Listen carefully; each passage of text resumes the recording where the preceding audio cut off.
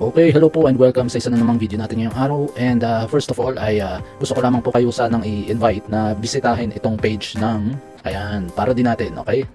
Yan yung bagong page ng community ng batas natin. At yan nga ay open sa lahat na mag-submit ng mga parody songs.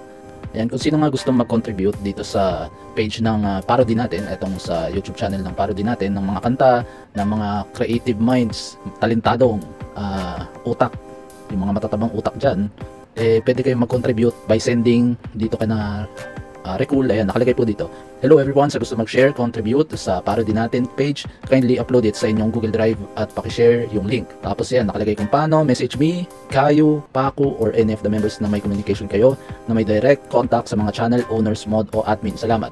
Ayan. So, open to sa lahat. Hindi naman importante kung nasa tono ka o hindi. Basta ma-share lang ito yung page na parang lighter moment ng batas natin siguro, parang gano'n. Okay. And yun nga, ako nakapag-submit na ako dito sa channel na to, and eventually na-upload nga, sinend ko to kay Recul.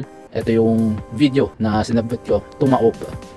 Yung kantang to ay nakatatak sa akin noong December pa, at na-inspired ako dito noong habang nanonood ako ng Itbulaga, kung tutusin. Kasi lagi nila pinapatugtog tong kantang to sa Itbulaga. And then eventually habang nanonood ako, may nabubuo na sa utak ko yung mga lyrics ng kanta. Noong December ko pa na-create to, yung hindi pa rin nakikreate tong page na to. Sila attorney pa lang yung medyo nagpa-parody sa mga live stream, ganyan. And eto nga, every time na nanonood ako ng Itbulaga, yung lyrics sumasagi na sa utak ko. Kaya nga hindi rin to masyadong mahaba, wala rin siyang masyadong lyrics, maikli lang to, inulit-ulit ko lang din to. Tapos ginawan ko lang siya ng animation na yun nga, si Serapi. Mabilisan nga lang to nung talagang nirecord ko na. Tapos inedit ko na yung animation. Wala pang 1-2 oras. Nabuo ko na yung video and yung kanta. And yun na, ito na yung final. And tignan natin yung mga nag-comment dito sa video ng parody natin, yung sinend kong entry. And yan, love this, watching from London. Yan, like na rin natin yung mga comments. Tapos nakita ko dito, nag-comment din si I am Shanwen Eta. Ang kulit. I am Sean Wayne. Tapos may nakita akong comment dito na okay, hahaha, nakaka-LSS. Yun nga rin yung first na idea ko ng December pa. Yung kanta nakaka-LSS.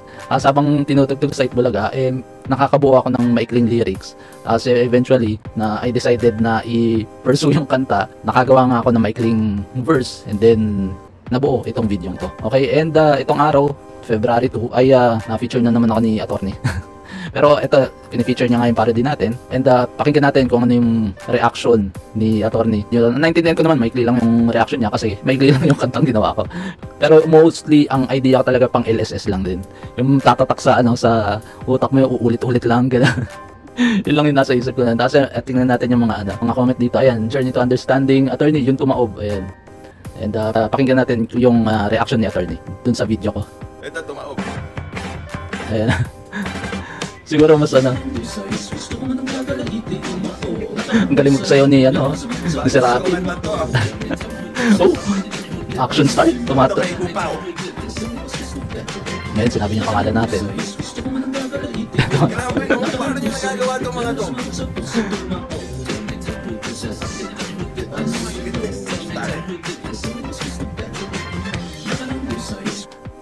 Grabe. Yan, bali paulit-ulit lang yung kanta. Ilang verse lang yan ng kanta, kaya paulit-ulit. Hindi naman talaga ako nag-concentrate na magkakaroon pa ng first verse, second verse, chorus.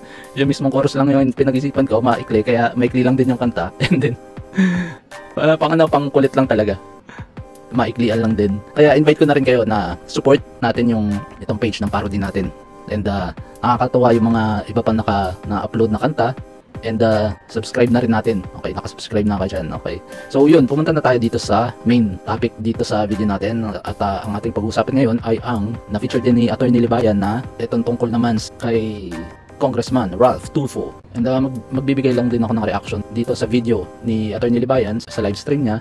And itong pamilyang Tulfo, hindi lang si Rafi, hindi lang si Ralph. May nakita akong video noon ni Erwin Tulfo naman, yung kasama niya si Tambalos Ross, si House Speaker Romualdez.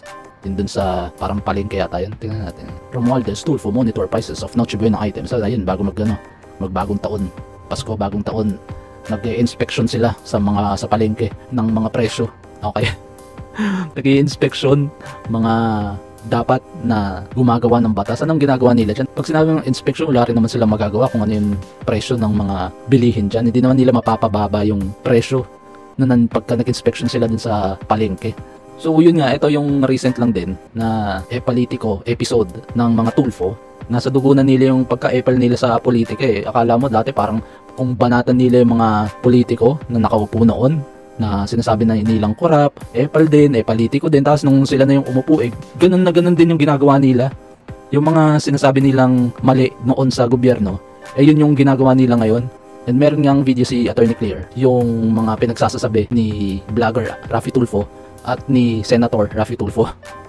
Nagkakaroon ng contradiction yung mga sinasabi niya sa RTIA at saka yung mga pinagagawa niya sa Senado. Ang ganda na nun, panoorin nyo, invite ko lang din kayo, panoorin nyo yung video ngayon ni Attorney Claire sa channel niya. And eto nga, pakinggan natin si Attorney kung ano na naman ng another episode of Politico. Mga kabatas natin, live CHED Scholarship Allowance Distribution. Ano ba yung CHED, mga kabatas natin? CHED. Oops, bakit nandyan si Congressman? Ano ang CHED? Commission on Higher Education. Kagugugol mo pa lang eh. The Commission on Higher Education or CHED is an attached agency to the President's Office. President ba itong si ano? Katulad ni Raffy Tulfo doon sa tupad ng DOLE, inaangkid niya kung tutuusin yung credit doon sa pamimigay ng sabihin na nating sweldo ng tupad. Ito rin, ganun din yung nangyayari. Yung mga allowance ng mga estudyante ng CHED na ibinibigay sa mga estudyante ay pinapalabas nila na ito ay galing kay Ralph Tulfo. At katulad nga ng tatay niya na ipinapalabas na ni Raffy Tulfo, yung katulad ng ginawa niya sa tupad na ipinapalabas niya na si Raffy Tulfo yung nagpapamigay ng pera, na ipinalabas nga dun sa video ni Maricel Tulfo na yung tupad ng DOLE ay galing kay Raffy Tulfo. Okay?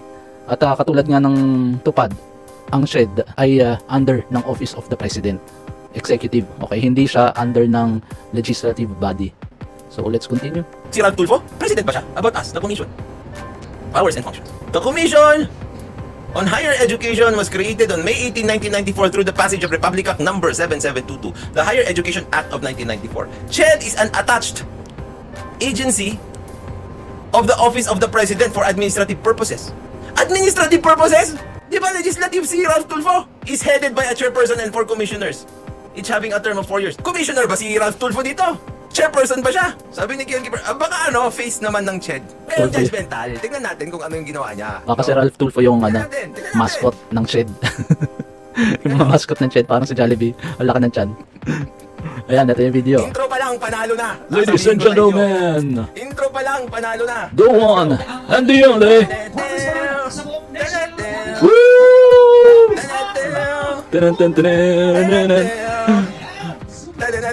Ralph Tulfo! 3 points! Tapos i-brief itong taga-Raffy Tulfo in action kung ano yung gagawin niya. Sabay brief, Ayun, sasalubong sa kanya, yun yung isang lawyer dun sa minsan lumalabas sa Raffy Tulfo in action Ayun na. Palang puta. Alam nyo guys, yung iba sinasabi nila, bakit gustong gusto nyong manira ng mga tao, lalo na mga sikat na personality, lalo na si Raffy Tulfo, etong si Ralph Tulfo, bakit daw gustong gusto namin na siraan itong pamilya Tulfo? Well, isa lang naman yung sagot dyan, kung ang kinikriticize o yung mga pinagsasasabi ko o namin, sabihin na natin namin, ay walang katotohanan, pwede nyo kami rin i-criticize kasi yung mga pinagsasasabi namin. Pero kung ang mga pinagsasasabi ko at saka naming mga vloggers na nagpapakalap ng critical thinking o yung katotohanan, lalo na kung ang mga politiko ay unang-una hindi nila trabaho yung mga pinapakita nila sa mga social media nila, kung ang kinikriticize namin ay ang katotohanan, dapat i-expose yung mga maling pinagagagawa ng mga politiko. Katulad ng tupad ng DOLE na parang pinapalabas nila yung perang yun ay galing kay Senator Raffy Tulfo, ganun din yung nangyayari dito sa CHED Scholarship Allowance Distribution na ipinapamukha nila na ipinapamigay dito sa distribution na to ay galing sa pera ni Ralph Tulfo o sa office ni Congressman Tulfo. Okay? Sila lang naman yung mga nakikita kong ganito Ralph Tulfo, itong siya sa CHED, kay Raffy Tulfo, yun dun sa tupad ng DOLE. Itong si Erwin Tulfo, tsaka itong si Tambaloslos nag-i-inspection, pero hindi naman sila yung ahensya na dapat na tumututok dyan sa inspection ng mga bilihin di ba? At saka nakakagimbal pa dito ay, yun, yung pumunta ako dito sa Facebook page nga ni Congressman Tulfo, yung mga estudyante mismo yung nagpapasalamat. Sana lang ma-realize ng mga estudyanteng nandito na hindi nila dapat pinapasalamatan si Tulfo. Dahil yan ay under ng executive, yung CHED. Yung allowance na yan ay galing sa CHED. Yan na nga eh. Yun na nga yung main word eh, yung magic word eh, CHED eh. Hindi naman si Ralph Tulfo yung secretary dyan. Okay, wala siyang connection sa CHED. Bakit siya yung papasalamatan nyo? No, pakinggan natin itong mga estudyante na parang ang laking utang na loob nila kay Ralph Tulfo.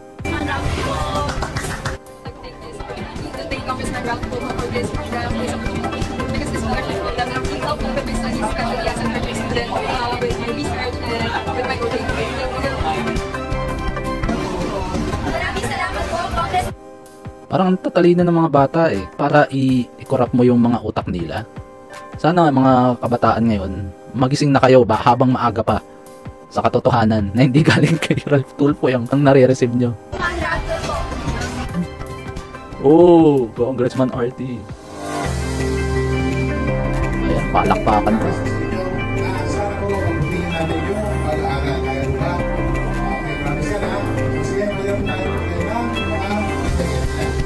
Ayun ang pinapakita pa. Oh, siya yung namibigay oh.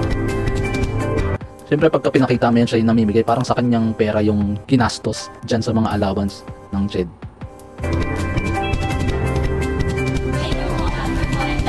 Ay, mga kabataan, magising kayo sa katotohanan.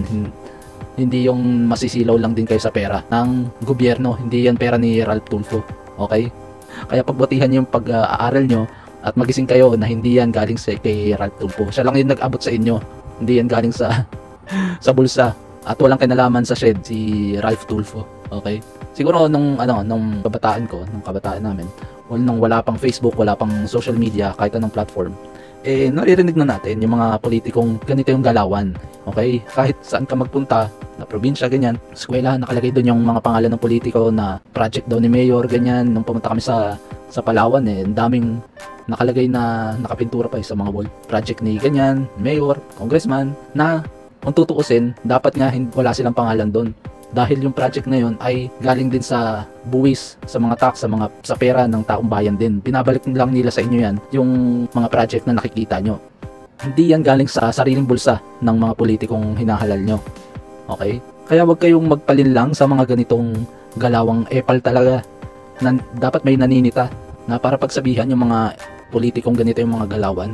Yung mga nagke-credit grab ng mga project ng lalo na sa executive, tapos ang malalaman mong nagpapamigay daw mga congressman, parang pinapalabas nila project nila yon. Sana may mga naninita sa mga politikong ganito na hindi nyo pwedeng gawin yung mga credit grabbing, yung mga proyekto ng gobyerno na pinapamukha nyo na galing sa inyo, yung galing sa mga politiko yung perang ipinapamigay nyo. Palakasan din ng nangyayari dito porket Batulfo yan, hindi mo kayang sitahin, diba? Tapos sila lang yung pwedeng sumita nung hindi pa sila politician, hindi pa sila nakaupo na senador, na congressman. Sila lang pwedeng sumita ng politiko na pinagagagawa noon. Yung mga sinisita nila ngayon ginagawa na nila. Masyadong hypocrite ang dating eh. So yun lamang po, hanggang dito na lamang po ang video natin ngayong araw, and please paki-follow po ako sa Facebook page ko, and paki-subscribe na rin po ako sa YouTube channel ko, at saka yung YouTube channel ng parody natin, paki-support po natin. Mag-submit po tayo ng mga entry natin, mga kanta nyo, and susupport natin yung mga video na i-upload dyan, okay? And eventually, in the near future, magsasabit ako ng isang buong kanta. Hindi lang yung yung paulit-ulit na pang LSS, okay? So, maraming salamat po sa mga sumubaybay dito sa video natin ngayong araw, and hanggang sa susunod, ingat po tayo lahat. Ciao, ciao!